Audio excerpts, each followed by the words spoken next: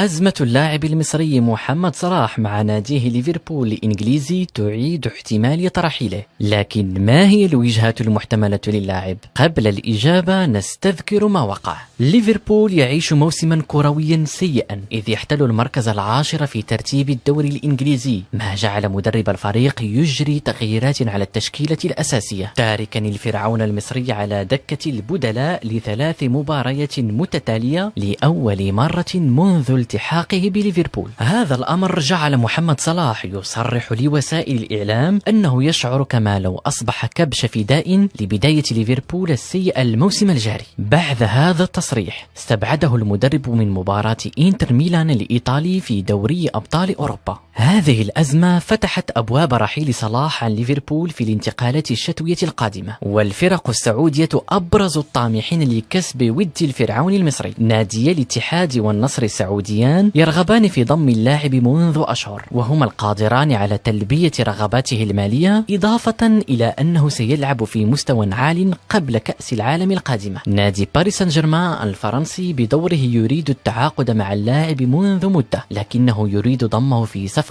مجانية وفق شبكة ESPN. حسب الشبكة ذاتها عرض وكيل صلاح ضمه إلى عدة أندية إيطالية ترضي طموحاته المالية رغم أنه في سن 33. نادي غالاتاساراي التركي بدوره يهدف إلى جلب صلاح، وهو مستعد لتقديم عرض مالي كبير لمجاورة نجومه الكثر وتحقيق حلمه في الذهاب بعيدا في دوري أبطال أوروبا هذا الموسم. في نظرك ما هو أنسب ناد لمحمد صلاح؟